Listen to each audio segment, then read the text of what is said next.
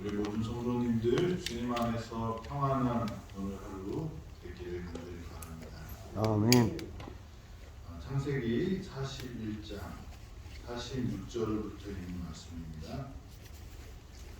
요셉이 애굽 왕 바로 앞에 설 때에 30세라 그가 바로 앞을 떠나 애굽 온 땅을 순찰하니 이곳에 흉년에 토지 소출이 심히 많으니라.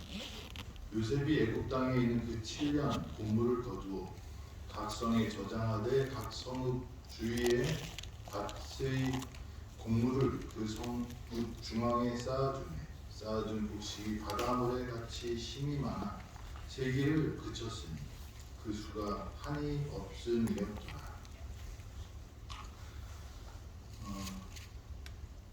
요셉이 보디발의 시험과 또 노예 생활의 시험과 또 감옥에서의 그 어려움을 하나님 안에서 잘 극복했을 때 그는 왕 앞에 서게 되고 왕에게 인정받는 하나님이 영이 거하는 하나님의 사람인 것을 왕에게도 증명하면서 요셉을 왕은 총리로 채택합니다. 그래서 그에게 큰 권한을 주고 결혼을 시키고 이제 요셉이 총리가 되었습니다. 우리도 살아가면서 하나님의 말씀에 순종하는 것이 손해가 되는 듯이 보이지만 결국은 하나님의 말씀대로 순종하는 사람이 승리합니다. 왜냐하면 하나님의 사람은 하나님의 방법대로 성공해야지 하나님의 사람이 세상의 방법대로 성공했다고 하면 그건 뭐예요? 하나님의 사람이 아닌 거죠. 하나님은 목적을 중요하게 생각하시지만 그와 동일하게 수단과 방법도 중요하게 생각하십니다. 예수님이 이 땅에 오신 것은 우리를 구원하시기 위한 목적이 있었죠.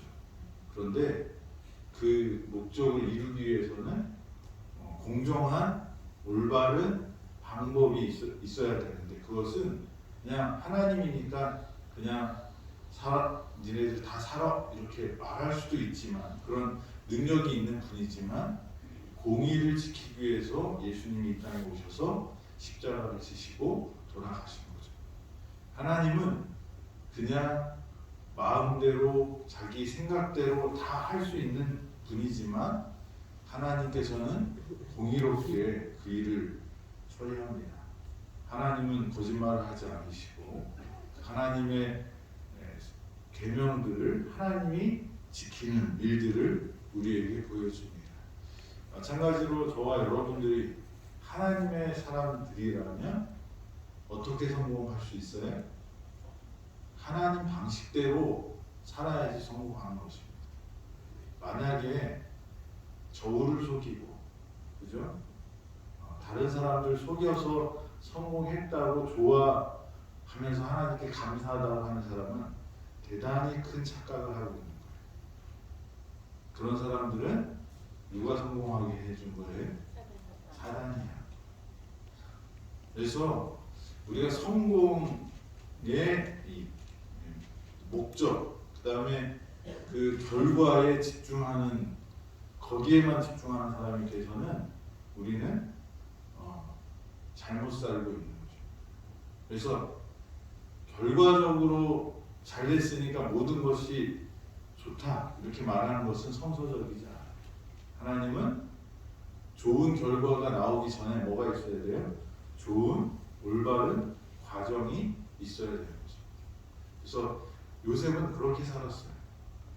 하나님 앞에 범죄할 수 없다라고 하면서 하나님을 두려워하고 사람의 현실적인 두려움과 압박을 보이지 않는 하나님을 믿음으로 그것을 극복했습니다. 그래서 요셉은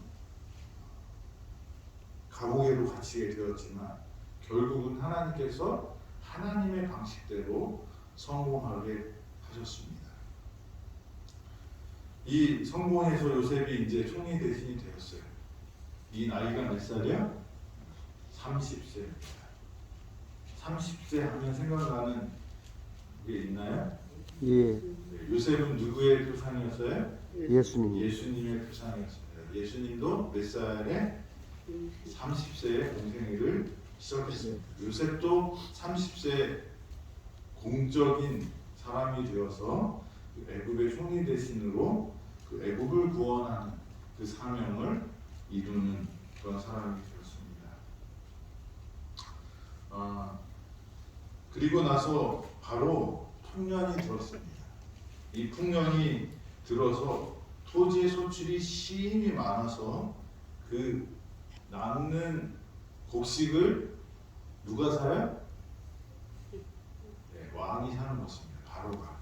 이 요셉의 말대로 바로가 그 저장고를 아주 크게 져갖고 이 성 가운데다 크게 짓고 아마 지금 사일로 같은 그런 거였을 것 같아요. 이렇게 밑에서 이렇게 긁으면 나오고 위에는 계속 부은 다음에 어떻게 뚜껑을 이렇게 딱 씌워놓는. 그래서 이 성 가운데에 그런 큰 저장고들을 쌓아놓습니다. 근데 풍년이 들었으니까 어떻게 합니까? 가격이 떨어져요. 우리는 생각하면 이 물가가 변동할 때요, 배추값이 2배가 오르려면 배추가 반만 거칠 때 2배가 되는 게 아니죠. 한 5%, 6%만 배추가 적게 생산이 되면 사람들이 심리가 어떻게 해요? 배추를 살라고 하니까 그 작은 그 차이 때문에 배추값이 폭등을 하더라고요. 그러니까 이 갑자기 쌀이나 밀이나 이런 것들이 왕창 나오니까 이게 7년이니까 2배 이상 아마 풍년이 들었던 것 같아요. 그래서 그것을 거둬들이는데 아마 거의 그냥 뭐 공짜에 가깝게 싸게 구입을 했을 거예요. 근데 저는 이 장면을 보면서 나중에 보면 요셉이 그것을 이제 다시 팔잖아요.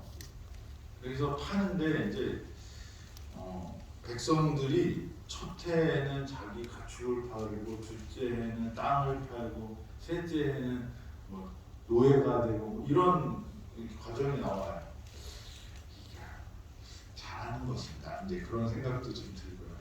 좀 더 깊이 생각을 할 필요가 있는데 흉년이 들었을 때 이 애굽의 모든 재산은 누구 거가 되냐면 바로의 것이 되는 거죠. 그런데 그런 과정에서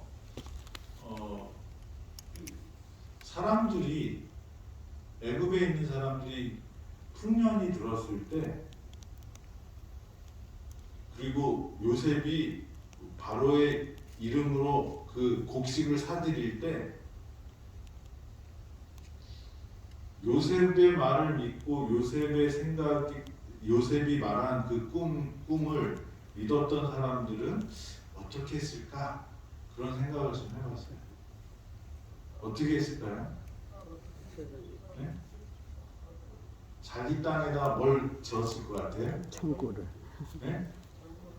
예, 저장고를 져서 요셉이 하는 대로 했었을 것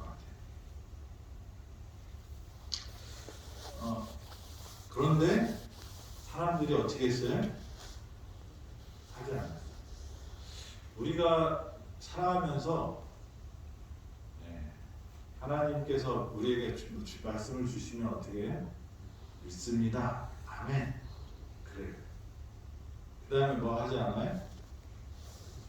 저장고를 져야지 저장을 하잖아요. 풍년을 주셔서 많이 나와요. 그런데 이 사람들이 어떻게 했을까요? 이거 어떻게 해놓지? 근데 누가 사준대요? 바로가 요셉이 그걸 사준대요. 그러니까 갖다가 팔고 그 판 돈으로 흥청망청 어떻게 해요? 신나게 돈 쓰는 거예요. 아마 첫 해에는 애굽에서 이 저장고 짓는 일들이 요셉 말고도 하는 사람들이 있었을 것 같아요. 그런데 한 해가 지났더니 또 뭐예요? 풍년이에요. 또 풍년이에요. 7해를 지나면서 어떻게 해요? 저장했던 것도 팔아서 작년에도 풍년이었으니까 올해도 뭐가 될 거다? 풍년. 경험에 의해서 사는 사람들. 작년에 잘 됐으니 올해도 뭐 한다? 잘 될 거야. 경험이 나쁜 것은 아니지만 우리가 지혜로운 사람은 경험보다 뭐에 집중해서 사는 사람이에요? 하나님의 말씀에 집중해서.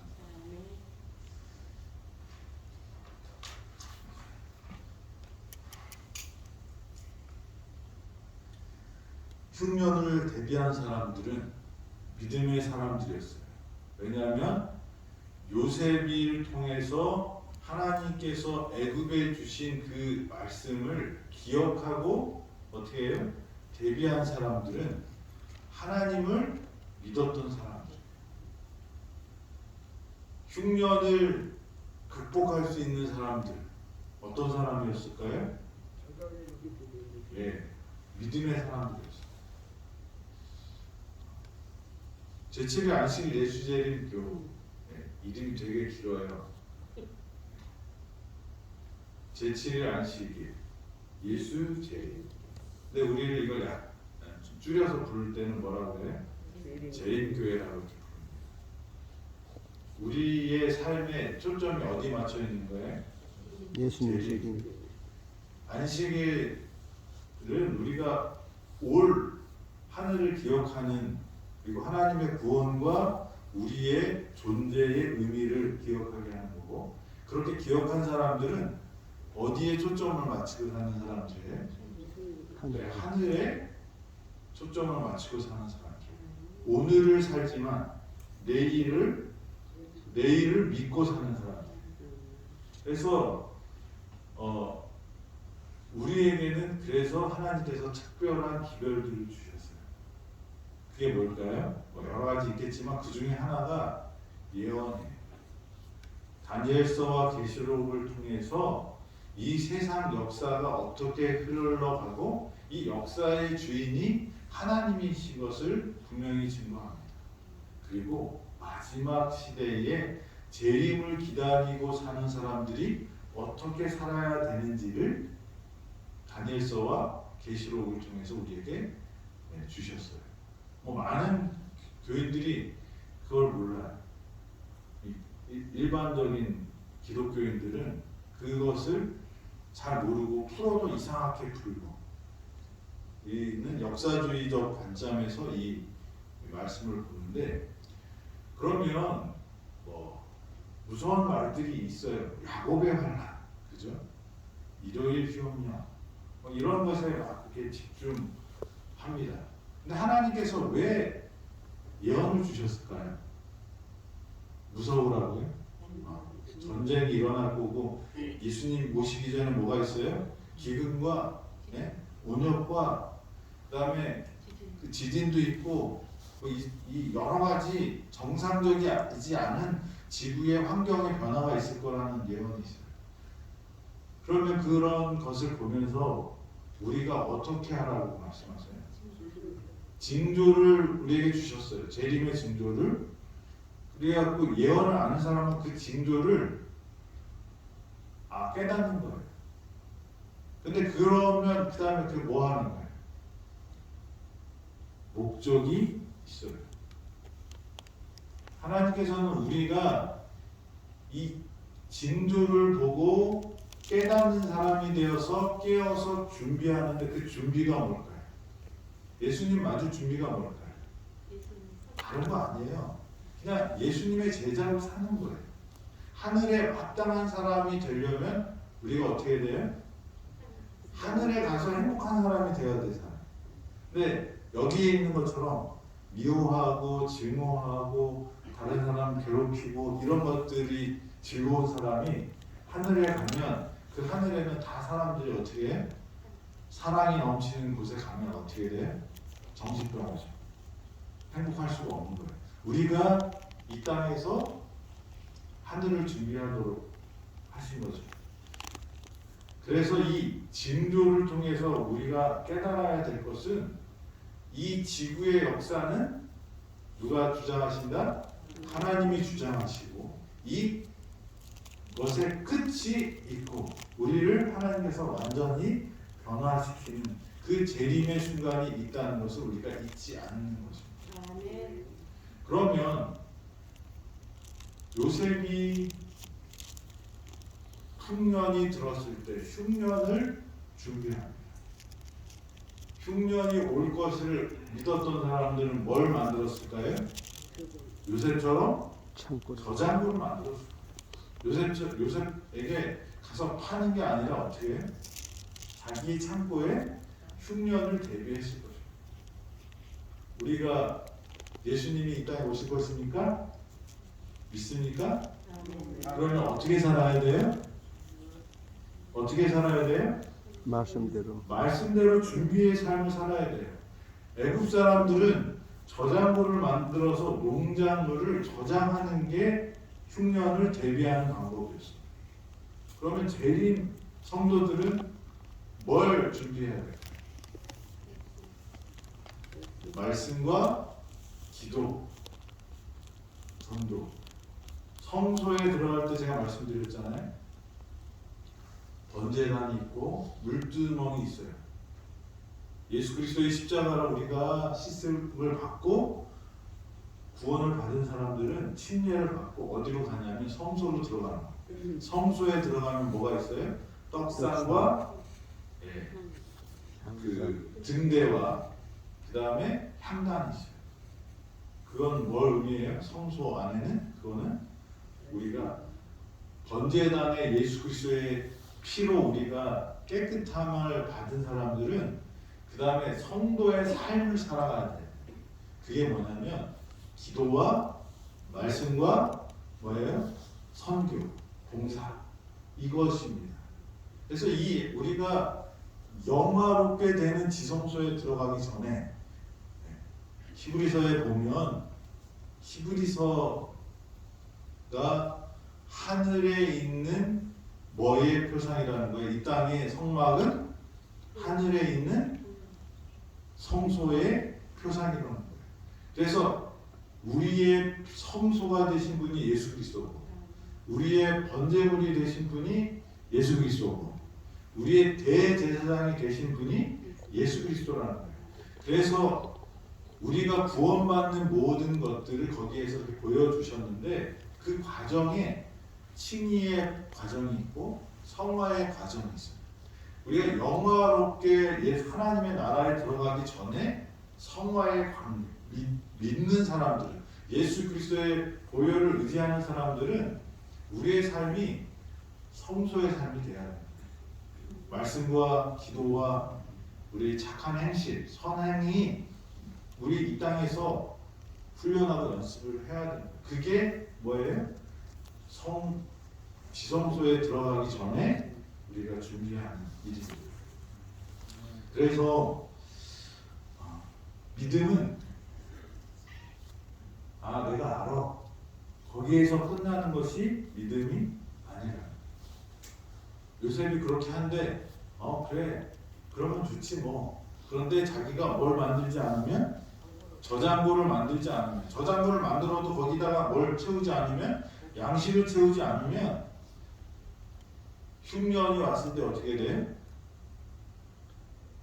다 요셉에게 가서 저희를 구원하소서 우리가 바로의 종이 되겠나이다. 그렇게 소리질. 모든 땅이 다 바로의 것이 되고 모든 가축이 다 바로의 것이 되고 모든 가족들이 바로의 노예가 됩니다.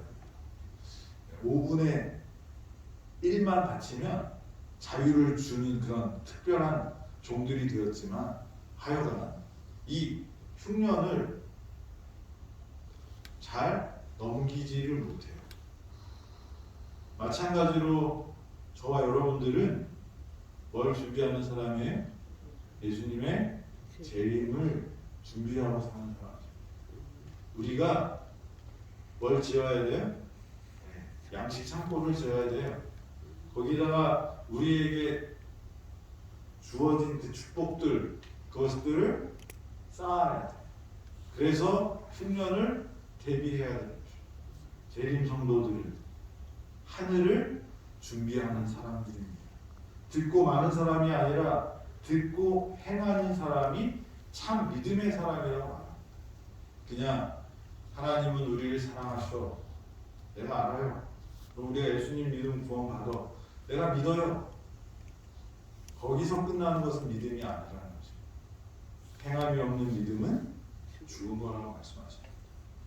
우리가 사랑한다고 하면서 집에서 아픈 부인이 아파요. 그런데 밥을 먹어야 되는데 부인이 밥 안 해준다고 여보 사랑해 그리고 그냥 누워서 여보 사랑해 그 소리만 하고 있으면 어떻게 되겠어요?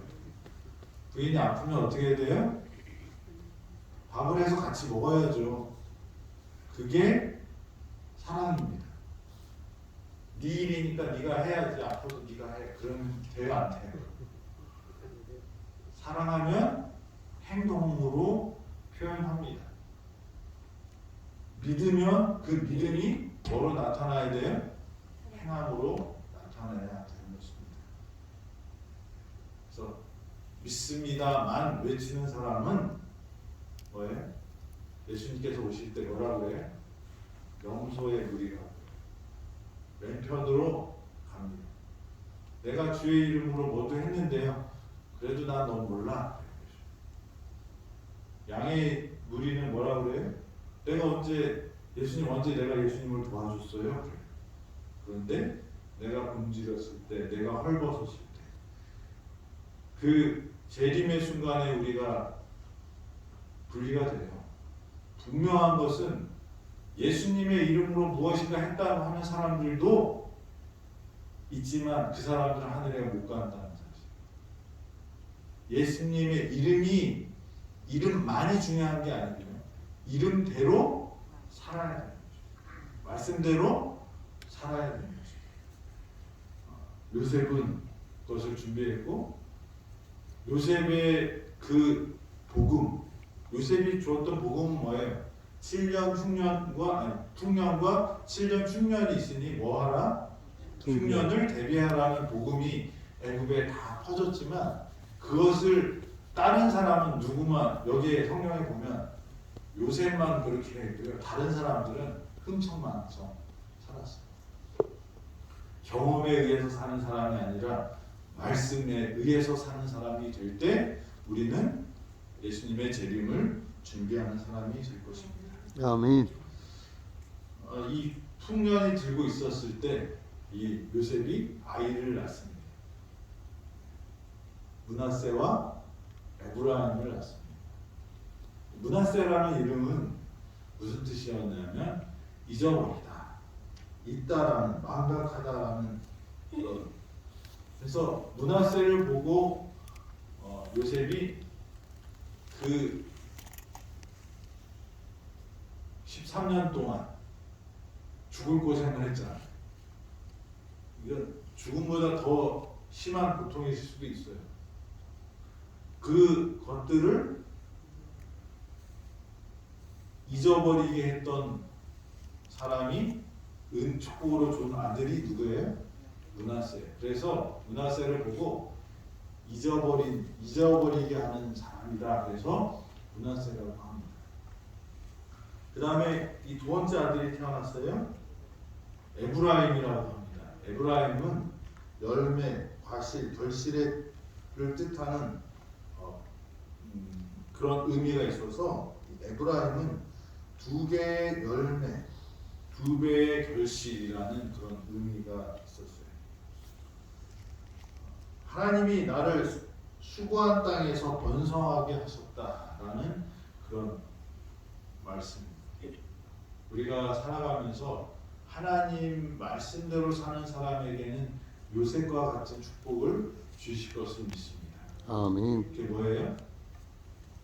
우리가 고생하고 억울했고 했던 일들을 잊을 수 있을 만큼 뭘 주신다는 거예요? 축복을 주시겠다고 이렇게 말씀하십니다. 요셉은 제가 볼 때 뒤를 돌아보고 살지 않았던 것 같아요.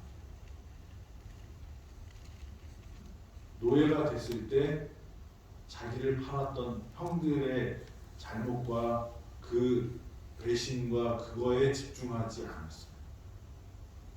감옥에 갔을 때도 뭘 보지 않아요? 보디발의 잘못과 보디발의 배신을 그렇게 연연하지 않고 삽니다. 그래서 나중에 요셉이 형제들을 만났을 때도 뭐라고 말해요? 하나님께서 나를 미리 우리를 구원하시려고 미리 보내셨다라는 말을 합니다. 요셉의 관점은 내가 아니라 하나님께로 간 사람이 됐어요.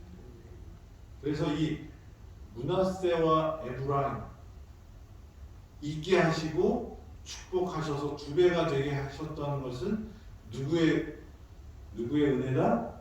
하나님의 은혜다라고 자기 자식들의 이름을 그렇게 지은 것입니다. 저와 여러분도 그런 하나님을 경험하게 되길 바랍니다. 아멘. 우리는 아프면요, 세상에서 제일 아픈 사람이 누구예요? 하나님. 자기라고 생각해요. 그게 인간인 것 같아요.